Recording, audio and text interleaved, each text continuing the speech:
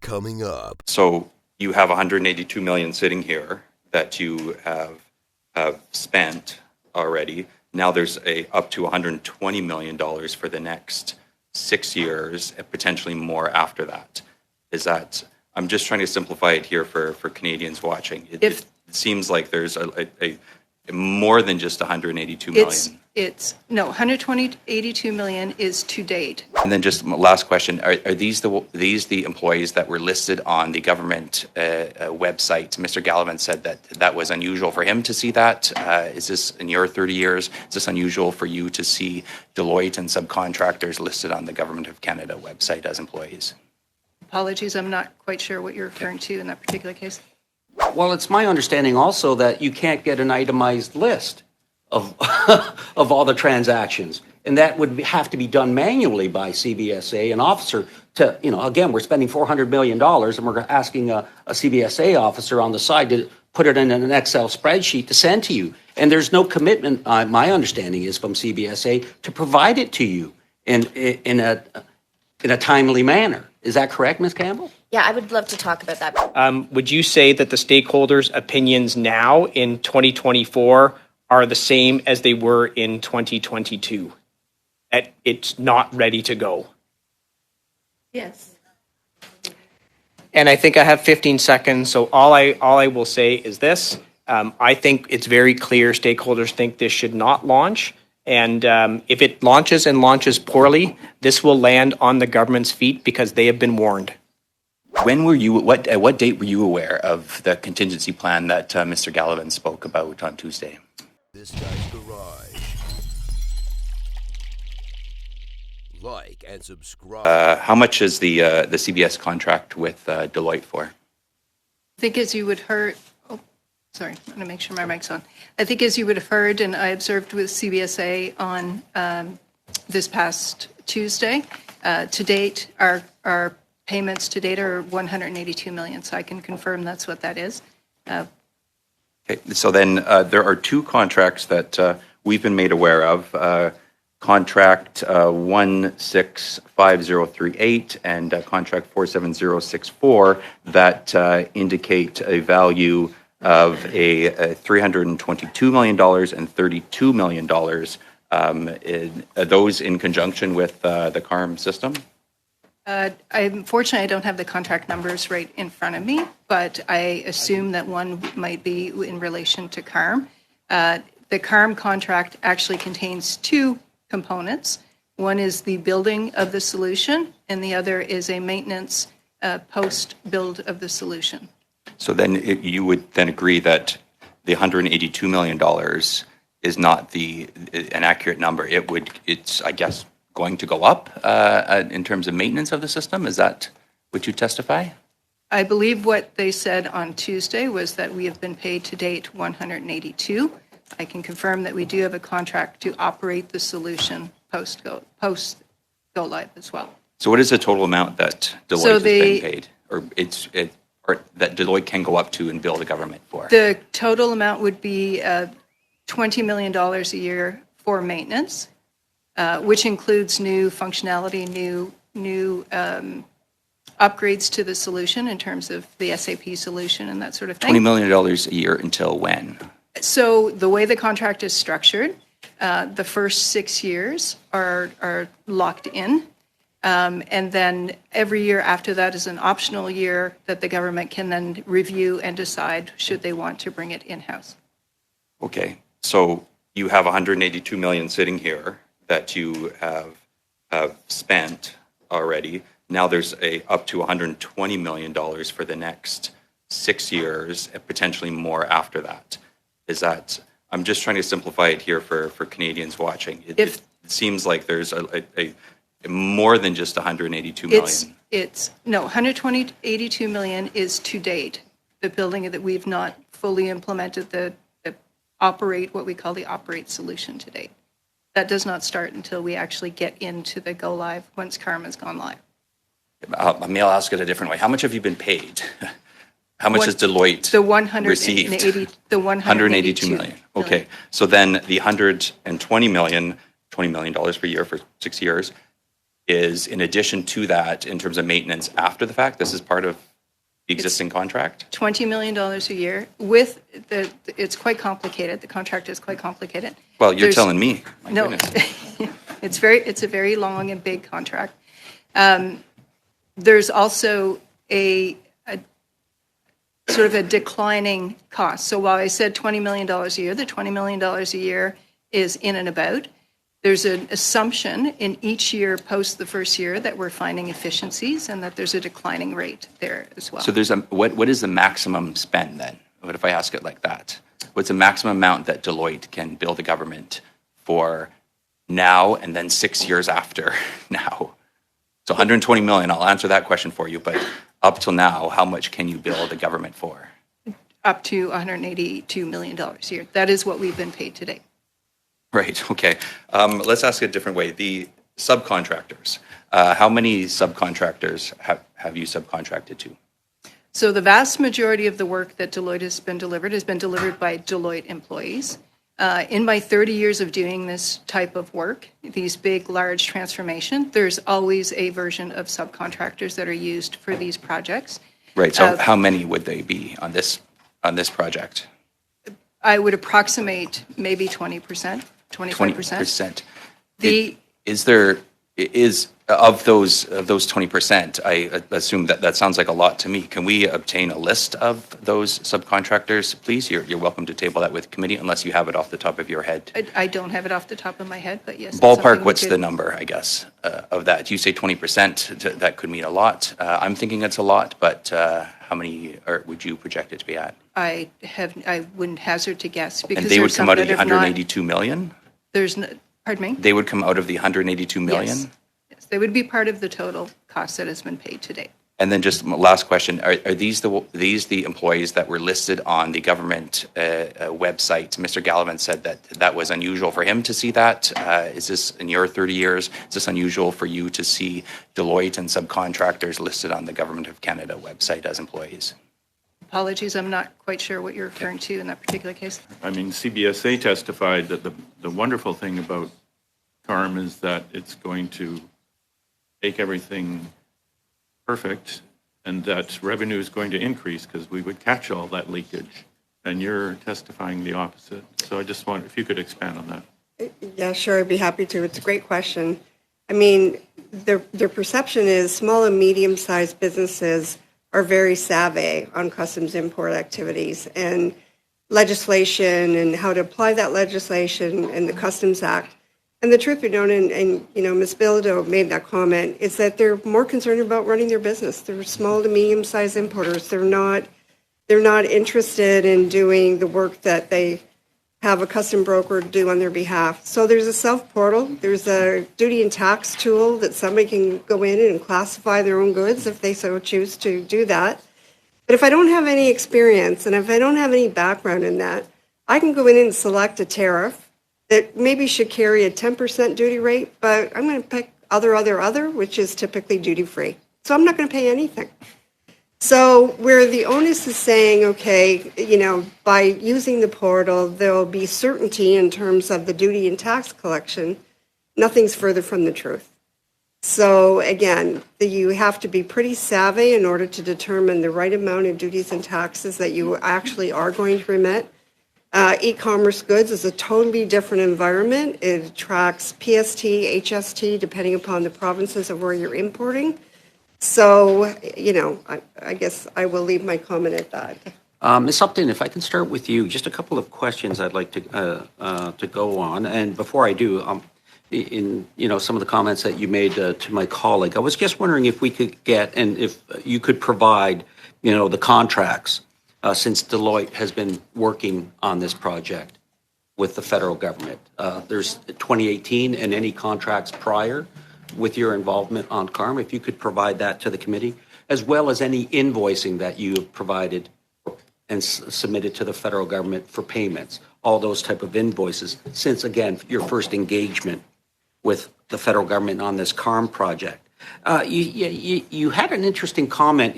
You mentioned the yearly maintenance fees, and you said about $20 million. I find that interesting because I was looking at a federal website on CARM, and they said about $36.5 million. I'm not sure if that's additional CBSA expenditures on top of the 20 million, but they had listed $36.5 million. But after that, you'd said after 6 years, the government could determine whether or not it wants to bring it in-house. But when I look at the contract that was signed in 2018, Section 1.4, the grant of right of use of the solution. The contractor grants to Canada the right to access and use the solution, which includes, and then it further goes on. So Deloitte owns the portal, under my reading of this.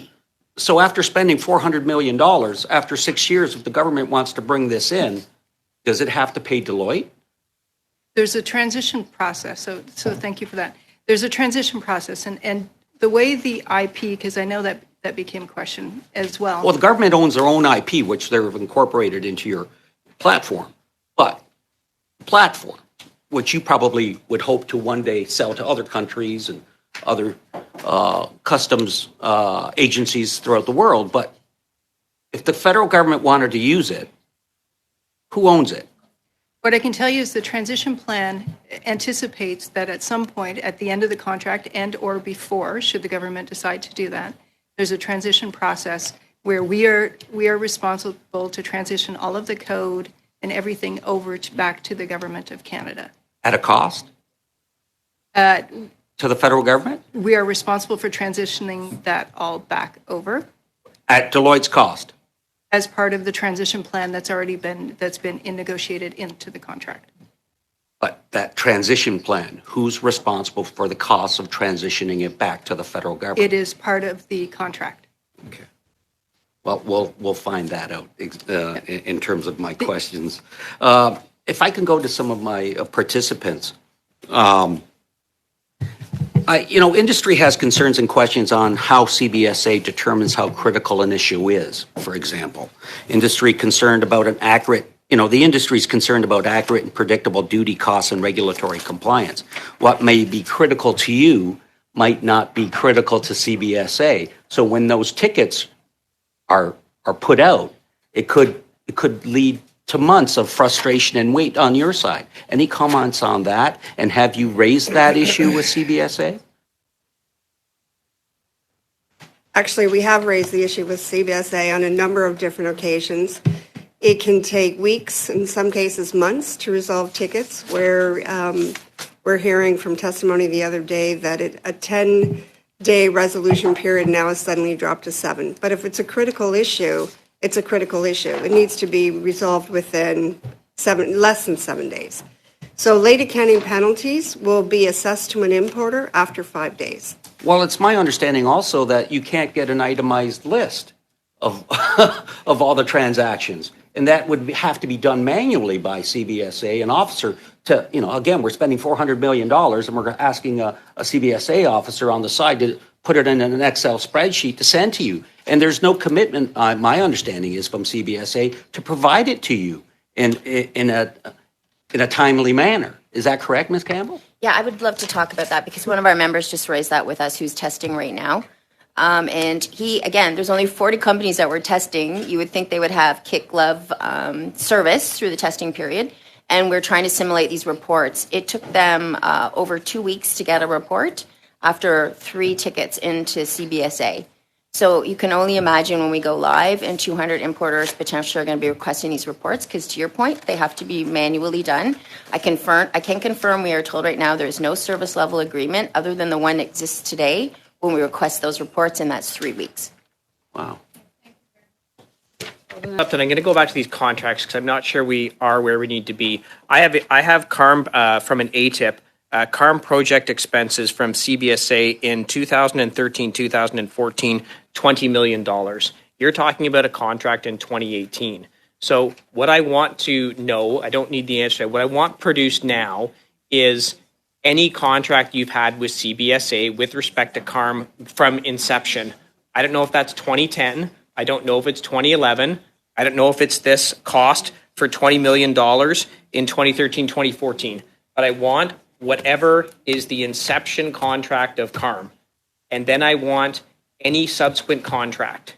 And then I want every single invoice related to those contracts from whenever it started, 2010, 2012, 2014, up to date. Is that acceptable? Can you please produce those for the committee? Is that a yes? Can I get a yes on the record? Sorry.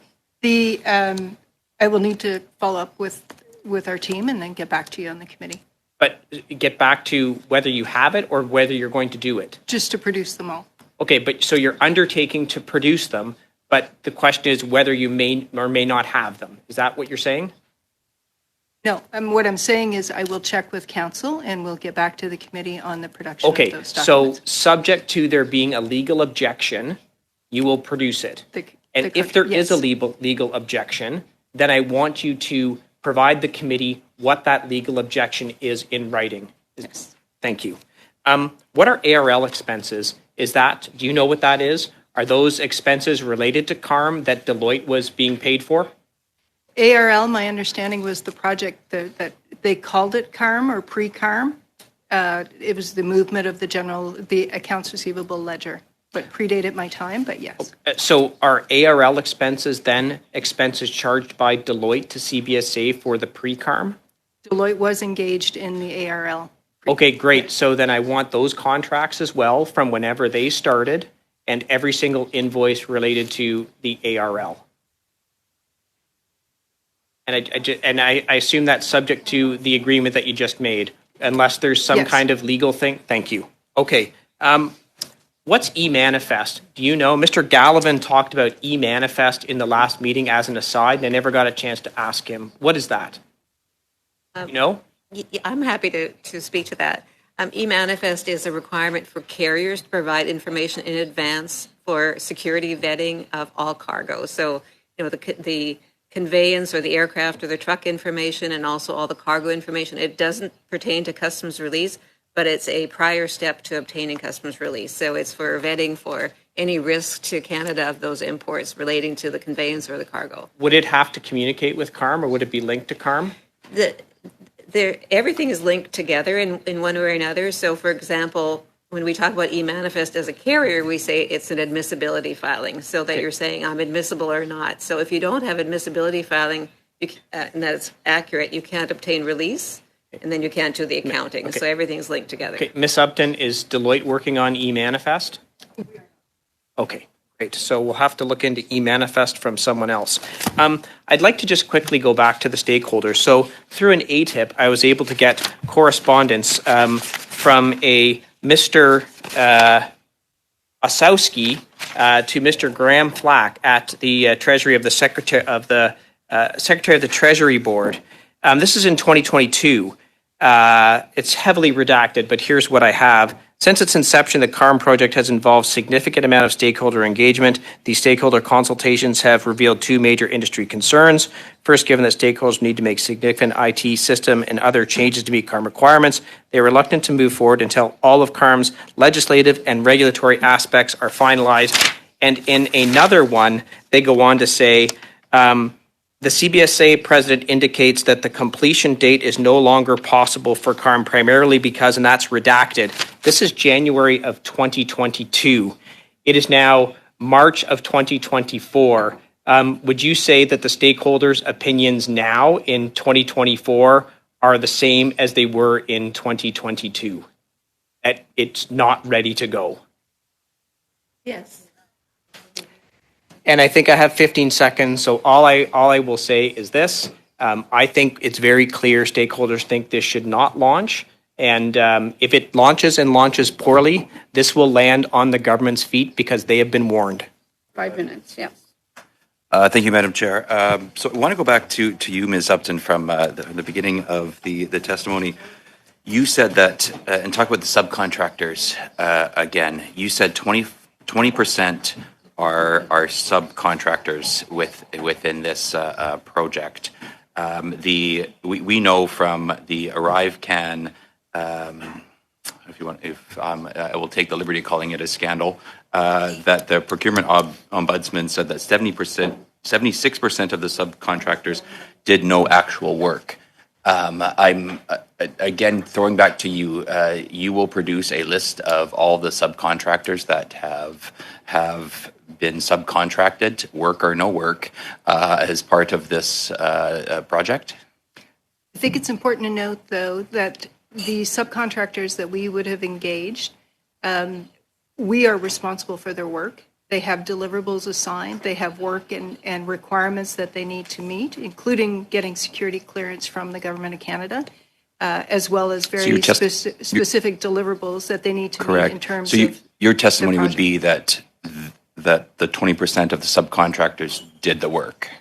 There's nobody out there that you've subcontracted to that, unlike the ArriveCAN app, did zero work. The subcontractors on our project were engaged to do work on our project and have delivered work on our project. 100% of the 20% is they've done work. The subcontractors on our project have delivered work. They have deliverables assigned on the project. And you'll provide a list of those subcontractors to the committee. I will, once I consult and make sure that there's no privileged information there in terms of the people names. A little disappointed you don't have them today. Mr. Gallivan, despite some of his testimony not sitting, the majority of his testimony not sitting well with a lot of Canadians tuning in, he did at least have a prepped for some of those questions. I would think that watching the testimony, as you said you did, that you would have that subcontractor list with you. So I hope that that is not something that would take too long, because this is the implementation date being 35 days away. I think it's important that we get as many of the facts out in the open as possible. We do have the list of subcontractors that we worked with. And you'll provide that to the committee? Yes. Okay, wonderful. When were you, at what date were you aware of the contingency plan that Mr. Gallivan spoke about on Tuesday? There's always been a plan, a contingency plan as part of the overall program. As I mentioned, we've been rehearsing the actual cutover, so the movement to the new system. This is the 6th time that we've actually rehearsed it. The team is actually working through what we call Mach 6, which is a 6 Mach. So when you came on in 2020, you knew that there was a contingency plan that was going to roll back the system if it didn't work? The contingency plan is always part of an overall plan for a project. So yes. that the first day they present in front of you, here's a contingency plan, and you knew that that's what's going to happen if it doesn't go live? It's always part of an overall project. So then I guess I'm curious, why not share that with the business community? That seems odd that they had to find out about it on Tuesday, that basically a $438 million project would essentially be scrapped if there was no contingency plan. Unfortunately, I cannot speak for. Do you think that would your testimony be that was a poor decision on Mr. Gallivan's part to not share that with the business community? All I can tell you is that there has been a contingency plan in place. We continue to practice that contingency plan, and the team is actually going through the 6th version of that right now. And the contingency plan that you were aware of in 2020, when you came on your first day at work, they told you it's to roll back the contingency plan has been in a project plan for, I can't tell you the exact date, but it's been in a project plan for. But the rollback contingency plan? The entire contingency plan. It includes the entire cutover. The dates, the number of dates and days for the cutover obviously has evolved over time, but the full contingency plan. Thank you very much.